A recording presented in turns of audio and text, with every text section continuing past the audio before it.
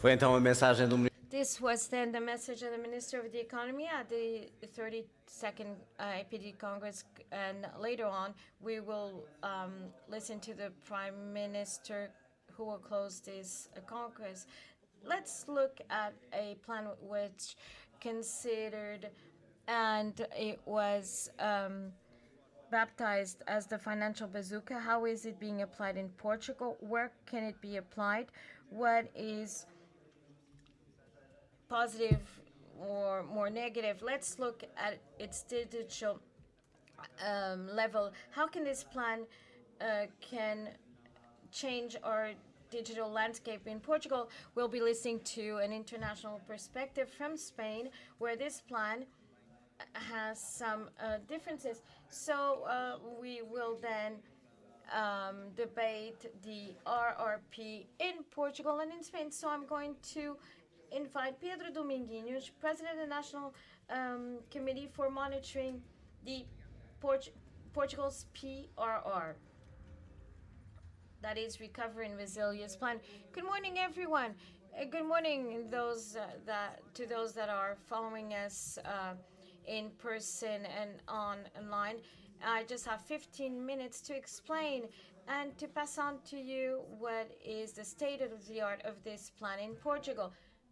Este é o meu itinerário. This is my roadmap, diagnosis. This is the RPP's alignment and some reflections and some weak points. If this RRP is, I would say, is quite innovative because of two main aspects. First of all, it tries to respond to the pandemic, but it's based on three pillars, that is resilience, climate transition, and digital transition. This is a deep change because each country had its responsibility to look at their project according to these, and it's a program based on results and not financial execution, and with consequences. It means that non-complying with several targets and objectives means no disbursement of the amount associated to these targets and objectives. It's a deep change because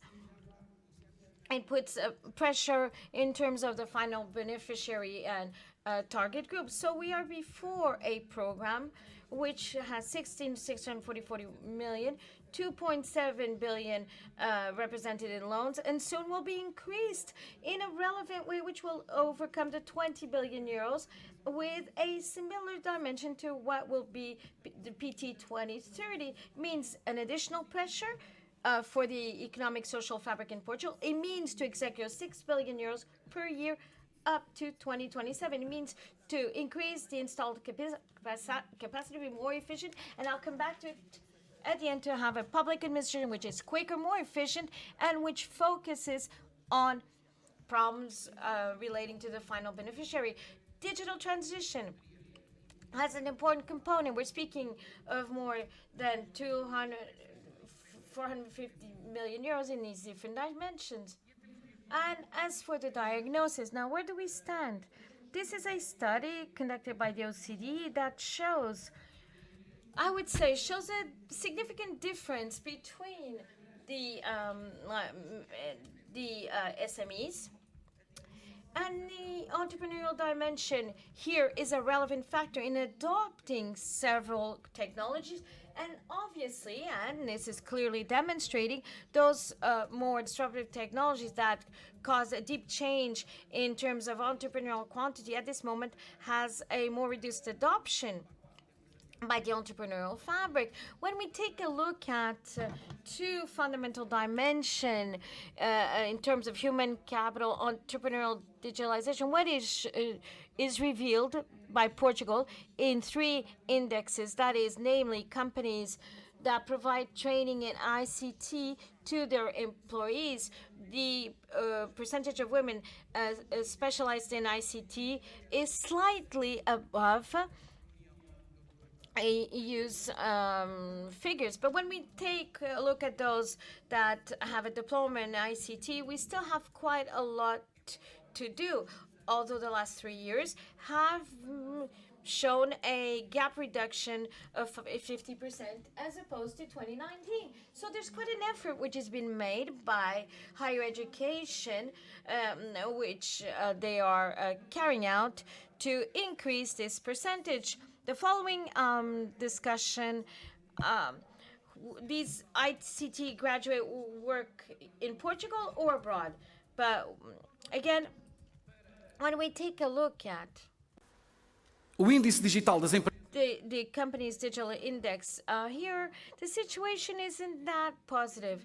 In terms of digital index, we're below the EU. When we take a look at the SMEs, this situation is maintained. And when we look at the adoption of specific technologies, what we see is that there's a need to go quicker by SMEs to be speedier.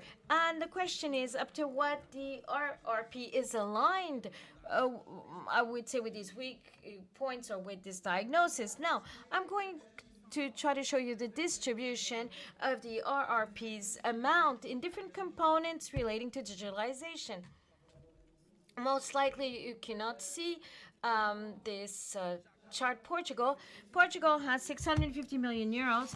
If we add the youth adult impulse from a significant part relating to the training of qualified HR in its team, we should add 200 or so million in terms of digitalization. Portugal is the seventh country of the EU, seventh country which more has dedicated the RRP's amounts to digitalization and entrepreneurial fabric. First, it's Italy, Denmark. Denmark only 80 million euros. Spain, Greece, Malta, Lithuania, and Portugal. So Portugal has a relevant component of amounts which have been dedicated to e-government, public policies in terms of services. Then human capital, and in third place, all other programs which are for the SMEs, small, medium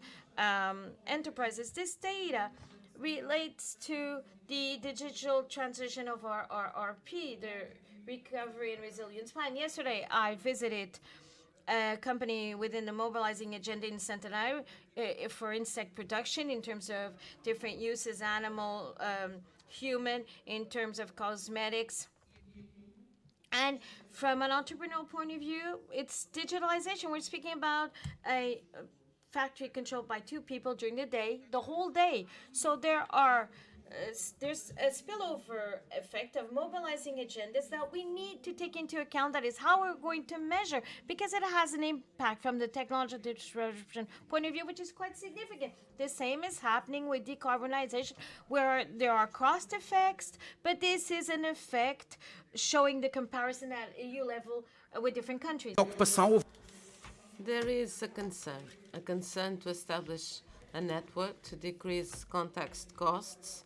And yesterday there was a panel in this Congress devoted to this topic, and a lot is being done on the ground. But there's yet another area related with human capital, because we know that the adoption of technology without capacity building of people becomes more difficult. And of course, there's also the issue of connectivity. That's on PT 2030, and it's done differently. When we look at the different programs within the Recovery and Resilience Plan, we have human capital, SMEs, and public administration. I will not elaborate on public administration, but there are these three main areas. Else, where there's the intention to deeply change the way citizens will interact with the NHS, and also the electronic health registration, which is an in-depth change, and also at the level of social security, and also many changes that are happening in social security are supported by the RRP. And there's yet another one which is very significant, where Portugal is identified as having a gap in the field of justice, speediness, and by the way, there are certain services provided in the health domain in marriages and divorces, and also what is called Casa Pronta. This represents a significant investment within the scope of the Recovery and Resilience Plan.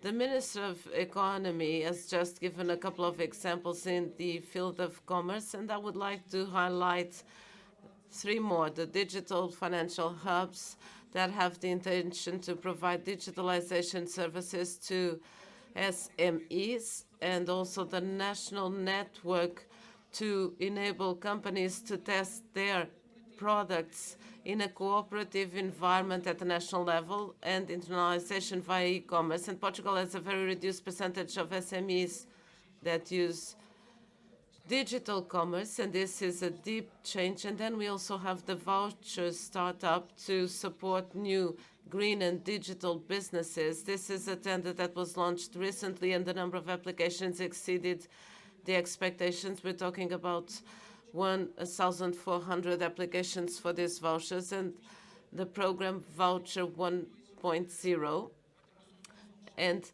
the possibility to receive a voucher up to 10,000 euros so that SMEs can follow the digitalization process. So this, I believe, is in line with the purpose. But what's the problem right now? Many of these programs targeting businesses are not on the ground yet. This means there's a selection of these innovation hubs, the test beds, and contracts have been signed last week, and the digital neighborhoods coaching 4.0, according to the calls of notice, is to start in December, but most of the vouchers programs are now in the application phase. So we have measures aligned with the needs and weaknesses, but right now they are not yet on the ground, so that businesses can, of course, start implementing all these programs. So the challenge for 2023, and the minister has just recognized that this process needs to speed up, and this is the main challenge, to put the programs on the ground so that businesses can benefit from this support. The mobilizing agendas are on the ground and they are being implemented, but these programs have a specificity. We're talking above all about SMEs and their financial capacity is smaller versus medium and large enterprises.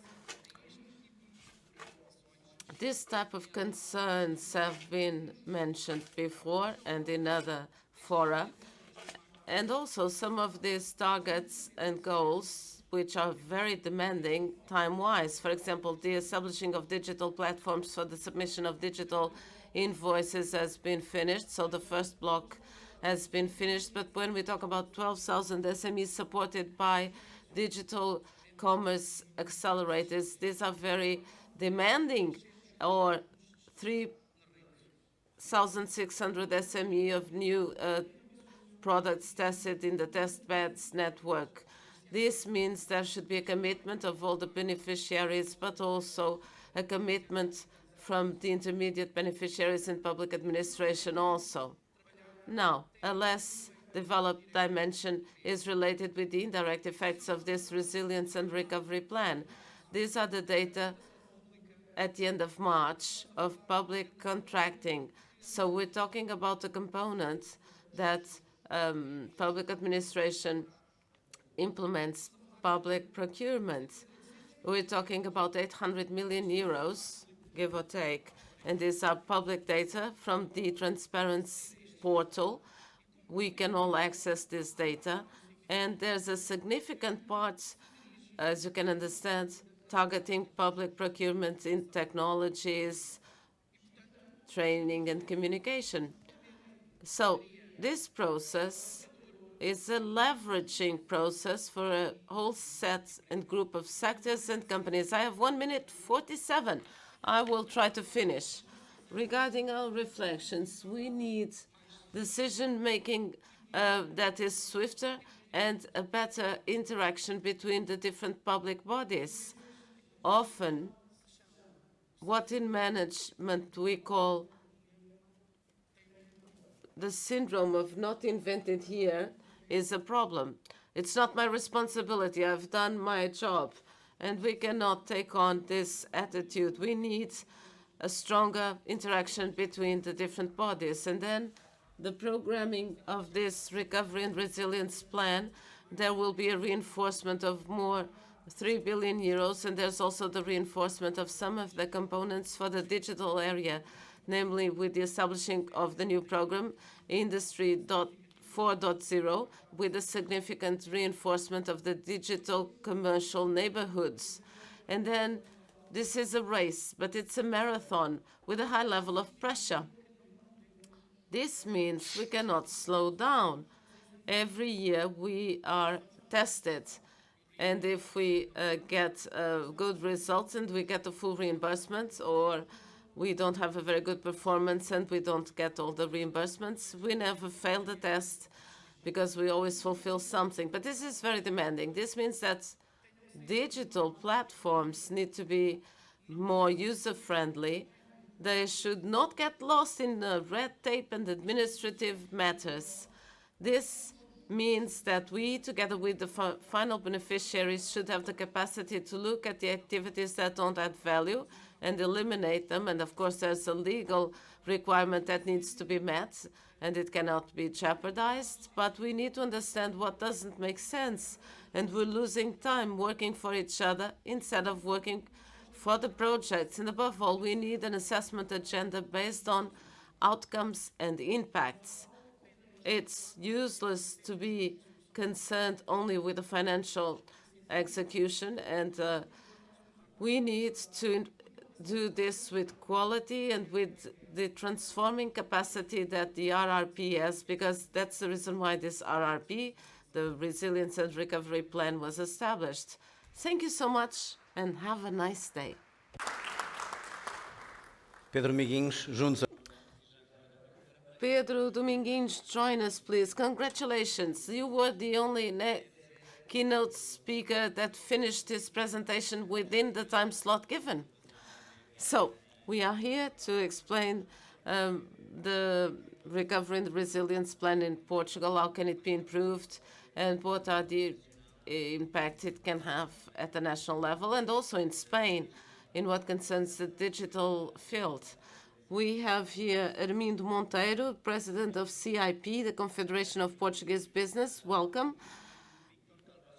And also Vitor Calvio Sotelo, General Director of Digital IES, a Spanish Association for Digitalization. Just like APDC, it brings together the main companies in the sector of technology and digital innovation. Let me start with Armindo Monteiro. We've been given the state of play of this Resilience and Recovery Plan. I would like to ask you, who's to blame for the delays and the difficulties? How can this be overcome? Is it because of red tape, or because some companies are not delivering as quickly as they should, and then they say the money has not arrived? For businesses, what is their objectives to better implement the plan? Good morning. First of all, let me thank APDC for the invitation and congratulate APDC for the excellent organization, and in particular, the president of APDC, Mr. Carapuça. This question is very interesting, and there's the original sin in this plan, because since the beginning there was a tremendous lack of ambition in Europe. This plan was called Next Generation. It was about designing the next generation. This is not an OPEX investment. I believe I can use this type of language in this forum. So it was entitled Next Generation Plan. And we in Portugal only called it Recovery Plan, i.e. to go back to where we were before, as if it was a good position to be in. Your question is also closely related with what Pedro Dominguinhos said. If this RRP was applied to companies and we use the company's language, the time to market, it was already obsolete by now, because for these solutions to appear, we need to be fast. And it is not eligible for most companies, this plan. It's not eligible for the needs companies have. It's not eligible for the priorities of companies. So this would be an obsolete plan.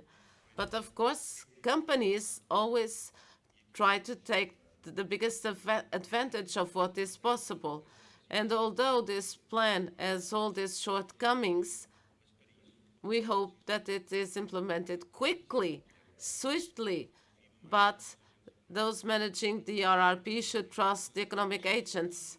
When you say trust more, it's not only about bureaucracy, but there's also mistrust to check each of the items and procedures to assess whether people deserve the money. I'm saying this clearly. There are entities in Portugal that are trusted, and these are within public administration, and there are Portuguese entities that are in the private sphere. So it's Portuguese against Portuguese. There is a sphere where the plan is being implemented quickly. In local central administration, the plan is being implemented in the simplification of procedures. But on the other side, those who are distributing, managing public monies, they need to think about the past. And in the past, there were situations when we go back to the structural funds that were given to Portugal and their misuse. Is this something that means that they're being zealously used? Well, but there are guarantees that it's being used, well used. So there's less mistrust versus the public against the private. And I think that also that these procedures should be transposed. You can go to Google Translate and that's enough. But we're so creative that we like to create mechanisms that are so sophisticated for the Portuguese reality that we end up in this embarrassing situation. In CIP, we're not against transparency, quite the other way around. Transparency is a requirement. The right use of the money is a requirement because this money doesn't come free of charge. Are companies responding, notwithstanding these obstacles that you've mentioned? Are they being swift in their response and with projects that fit into the plan?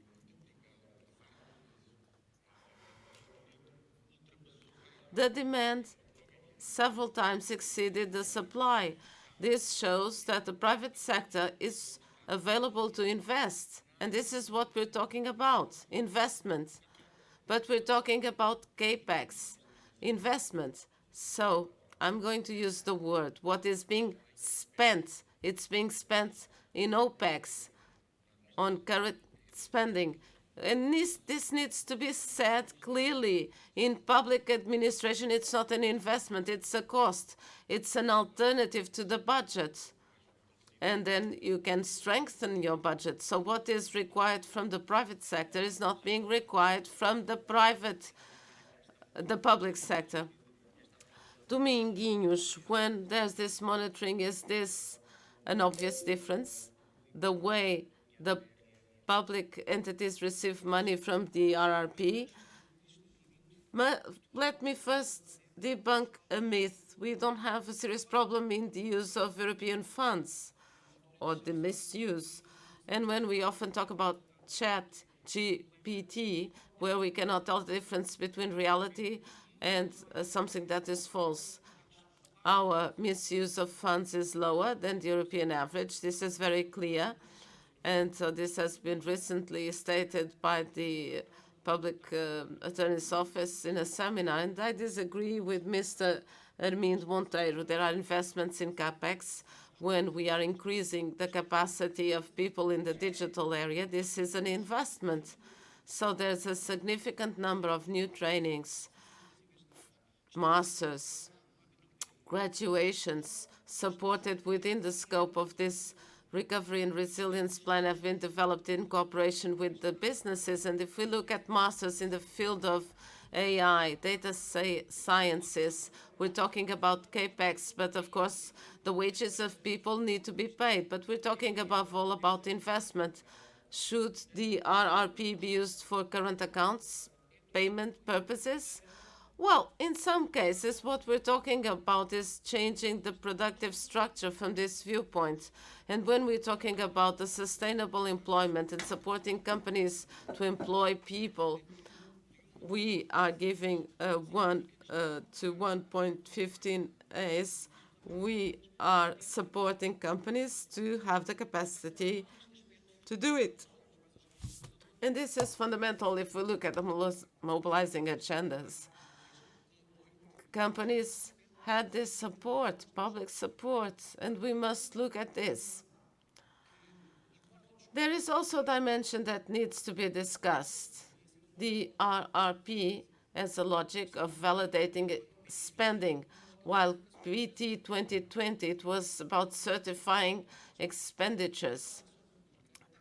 And the entire public administration, in terms of public procurement, the calls for notices are more demanding. Let me summarize so that we can move forward. 2 issues have been raised: using the RRP money for public spending in public administration, and if I'm interpreting Hermín Monteiro correctly, the private sector is under more strictness. Do you feel this? Doing the oversight? I'm sorry, the 2 gentlemen are speaking at the same time.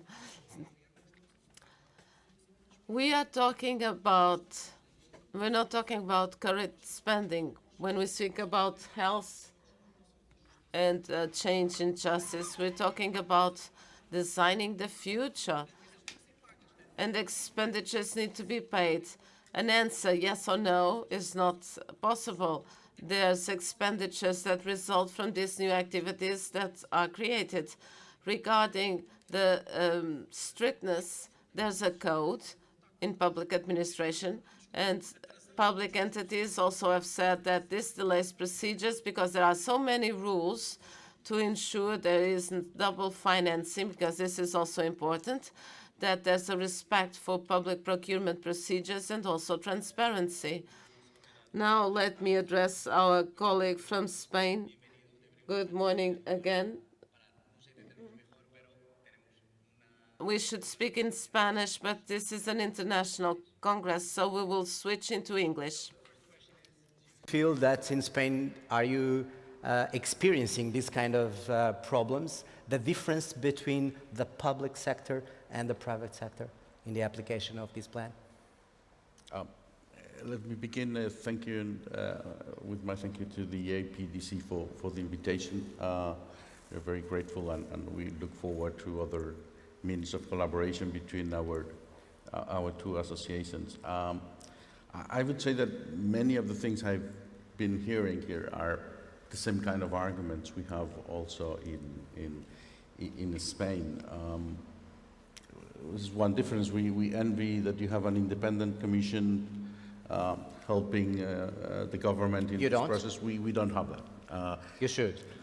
No, I ask. We thought we should have had one, and there's been other means of collaboration between government and the private sector, but we thought at the beginning that the commission could have helped, because and you were talking about structural funds. I think Spain also benefited enormously 20 years ago of those European funds, and I think we did a good job in those days.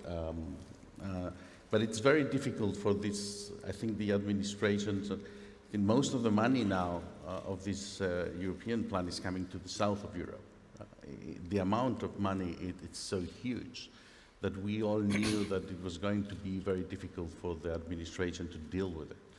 In Spain, the amount of money of this program is over 150 billion euros. It's more than 70 billion in investments and another 80 billion in loans. So if you put that together with complex administration, because we have 3 different levels. We have the national administration, the regional governments, and the local. that in Spain have lots of competence, and the municipalities. So part of the money is going to those other two administrations. So that's another step that makes it longer. So I would say today in Spain, what we are most worried is about 2023, this year. We have till December to get all the money out of the door. And it's going to be very intense, and probably we'll have to be faster in the way we manage that. But we have an issue here, it's the lack of confidence, or when you give money to the private sector in Spain, are you asking more questions, giving more obstacles to be sure that the money is in the right way? I would say and probably here is the same, that Lack of trust. the legal framework for public procurement is very complex. Historically, I would agree with you, it was probably that kind of complexity was born between, 20 years ago, 10 years ago, you had some corruption cases, so this lack of trust made the process much more complex. The government was aware of that, and last year they passed a new law simplifying the procedures for public, but that was not enough. Public and private, or just public? The money going to the private sector. Okay. So the procurement of private services from the government. So we made changes into the law so that we simplified the procedure, but it's not enough yet. But it's easier right now to the private sector to receive the money? It's easier than last year, but it's not easy enough. There's still a lot of red tape, as you were saying. There's many papers you have to comply with. I would say that like in every country, the Ministry of the Budget and Finance is a roadblock.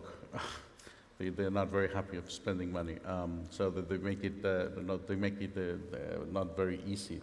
But would you say that the rules are the same for the private sector and for the public sector, or there is a difference the way they apply for this money? Oh yeah, I think that there's a difference. Easier or more difficult for the public sector? It's easier for the public sector, but I think one of the main differences that you were telling me before, Pedro was talking to me about the amount of money that goes from these funds to the public sector in Portugal is a large amount of money. In Spain, it's much less. I mean, most of the money is going to the private sector. So that's the idea. So the public sector procurement is not as important as it is here. In Spain, should you be, like in Portugal, we start to feeling, I don't know, I'm going to ask them if it is true, that we need to rush to do the things well, but we have to rush. In Spain, about the timing, how the things are going on right now? We definitely need to rush in 2023. Then we will have 2 or 3 years to implement and to execute the projects. But what we need is before the end of December to get a huge amount of public funds coming from Europe to the private sector, and that's and we need to do things differently. Probably one of the like what, for instance? For instance, I think like in Portugal, the Spanish economy has 90% of it is small and medium enterprises. We have over 1 million SMEs in Spain. So there's this very ambitious project with the European funds for SMEs. And I think this is one of the areas where the government has done a better job.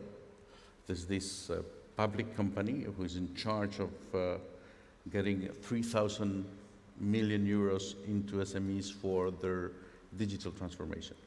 So what did they do? They did a whole new system of procurement. They established a figure of a digital facilitator, like an intermediary between the state and the SMEs. So 7,000 companies applied for that kind of role. And then the whole process of procurement was done online. There was no paper involved. It was as easy as possible, not easy enough, as we were talking before, but At least Never is, never it is. never is, but at least it was a completely new procedure, completely online, and as of today, probably these 7,000 intermediaries have carried contracts with over 200,000 SMEs because we did this innovation in the procurement process. And I think that's one of the successes of the Spanish project. Armindo Monteiro, temos sistema. So, Hermine Monteiro, do we have the same system in Portugal, or is it very difficult, or why not?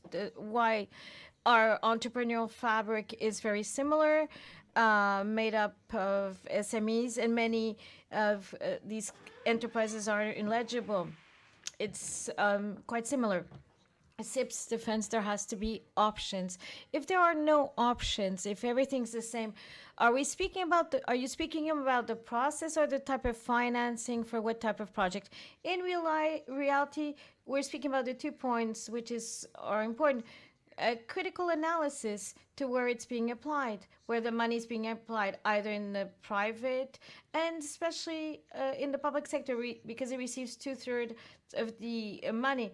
It requires a more critical analysis. What we criticize within CIP, that part of this amount, not about training, because training is fundamental, but we are computerizing processes and not digitalizing them, and it's very different. If we want an economy which is developed based on state services acting, and so we need to make a digitalization. We need to criticize the processes in effect. And so we are computerizing processes that should have been excluded from our administration. And in that case, in the end, we're giving more useful life to something which is the critical analysis regarding investment is something that all Portuguese entrepreneurs, non-entrepreneurs, should involve all, so that we can see if administration is doing what it should. If public administration opts for, and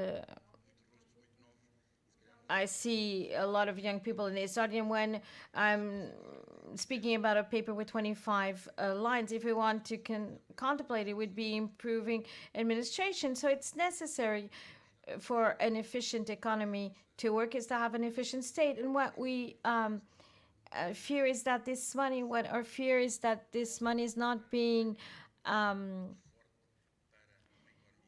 put into an economy to become more sophisticated with more efficient value. In this case, are private companies doing what they should, and how we have some monitoring which shows that it's not that good. They're not doing everything. Why? Because is there a lack of ambition, means, sensitivity, scale, right away scale, the scale? We have a problem of scale. It's important to understand that in spite of our enterprises being international, only in the last 40 years they've been in the international market. They've had an hegemonic presence in the former colonies, but this is not internationalization. This challenge, its challenge started 40 years ago, and we have a problem of scale. We need mea culpa, that is, entrepreneurs are very individualistic, and the Confederation is trying to find ways to create value chains. And this is important because it's not possible to be relevant in the international context if we don't have a scale that is to be able to face that market, which is important. There's also another aspect I'd like to mention: systematic trust between public administration.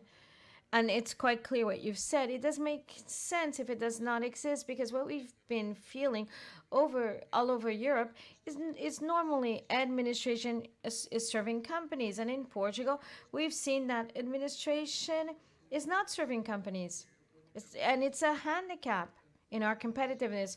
Pedro Domingos, I'm not going to say supervision, but in your monitoring, in the follow-up, you presented a report mentioning the most important cases, and digitalization was included regarding education. When a new closer monitoring and a final report comes out, what can be done for these cases not to increase and to be corrected?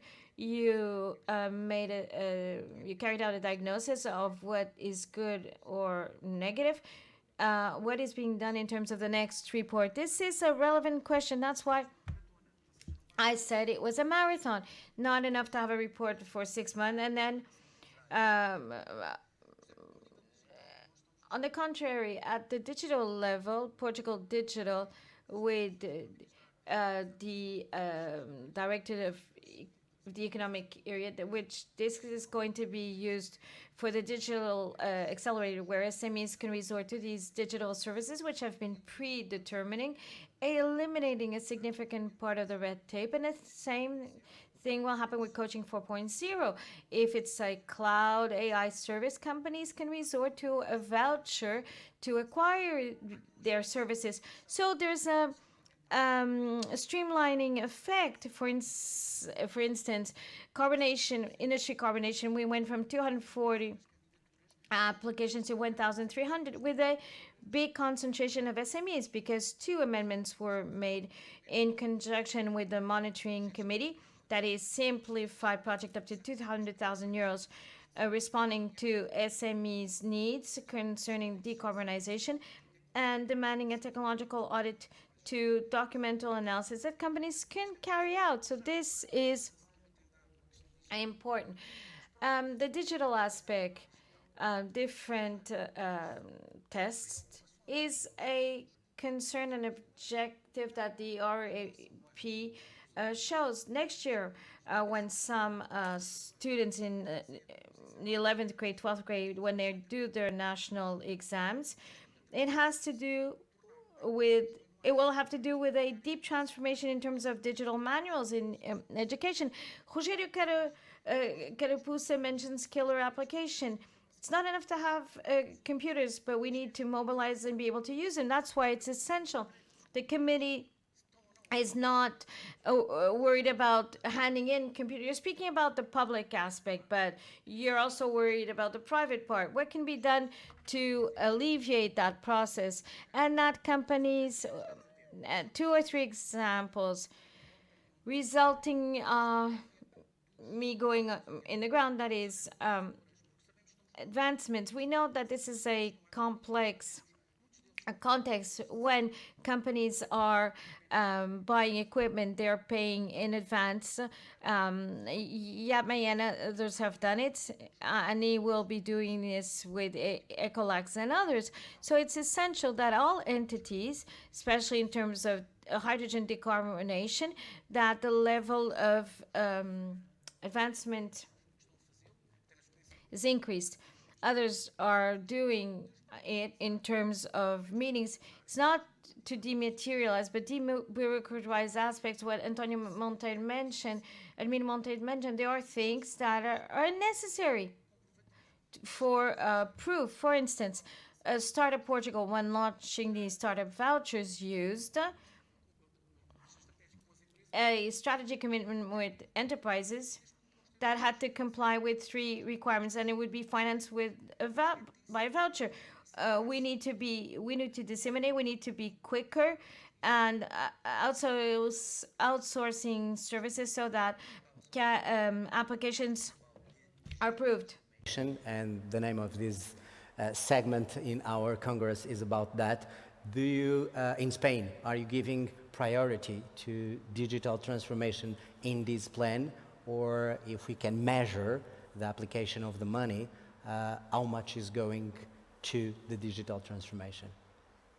We're clearly doing that. I think the European Commission asked countries to have at least 25% dedicated to but digital. Can have more, right? And in Spain, we went over 30%.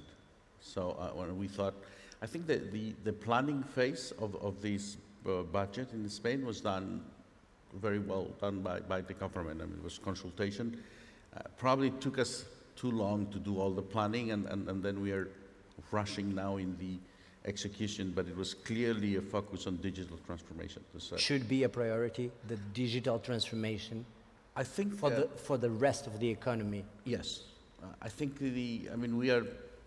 this is coming after the COVID crisis. I think one of the issues with the COVID crisis is it helped a lot of people to, go over the barriers to go digital because they were forced to do it in their personal lives, in their companies. So, and I think in Spain we had this problem.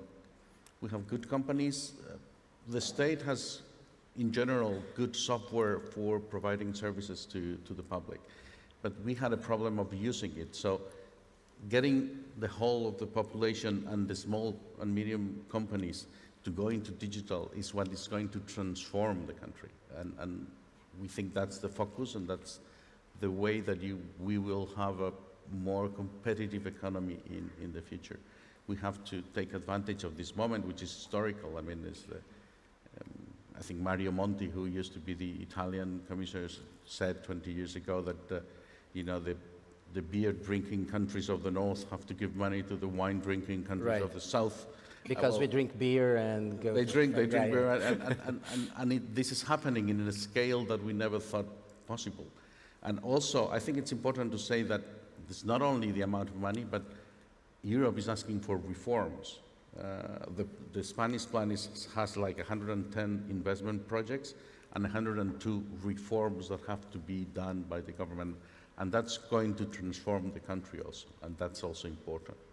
Do you have, like we have in Portugal, a big lack of digital skilled labor too?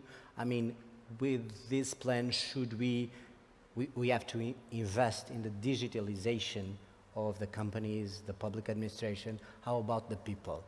If we don't have the right worker to do the job, it's going to be a problem. So my question is should the money be used to give some preparation to these kind of people in terms of digital aid? Yeah, normally people would say, that technology is easy. I mean, it's a commodity. You have technology products, but the difficulty is training people, getting in the right mindset, but also having the right tools. So there's quite a lot of money for training people, both the general population to be more digital savvy, friendly, but also especially to the SMEs. So this program I was telling you about, the digital toolkit, that's about technology. That's selling small companies the products and the technology products. But then there's almost the same amount of money for the training of those.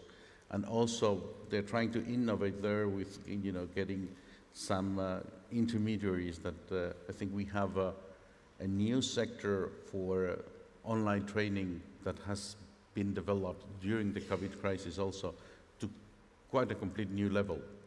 And we have to see if we are able to train, the hundreds of thousands of people who need to do that. One of the studies that my association does is the mismatch between what the private sector needs in terms of skills and what the universities or the vocational training is providing. And we think now that we have a deficit of over 140,000, curriculums. And you have a huge gap between the public and the private sector in digital skills?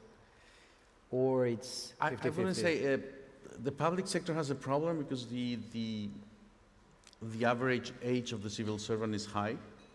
So for them it takes, but I think for the last years, they've been subcontracting with the private sector lots of software for the public sector. As I was telling you, in the European chart of skills, Spain does very well on digital services to the public. That's something that we've been doing relatively well in the last 10 years.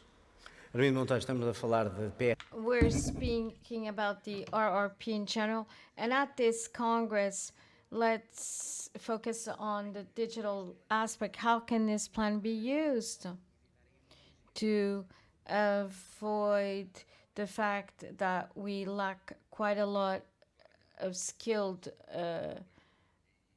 we lack a lot the skilled workforce. The state shouldn't be trying to do everything internally. And if we compete in this technological sector, if the talents should be on the side of the state or the economy. As Entrepreneurial Confederation, it's very clear. The state should not compete with the private sector. The state should be a regulator, use the installed capacity, and not compete. What we've been seeing in the technological sector is that the state is not resisting to this temptation to do everything internally when it has excellent companies with excellent capacity. Do you think it has to do with the ideology? If the government was different, or it has nothing to do with ideology? I think in Portugal you mix the ideology, confuse the ideology with ad hoc decisions. Quite often, it's not an ideological thought that guides decisions. So it's easier to have a system analyst, an internal team, than subcontracting these services.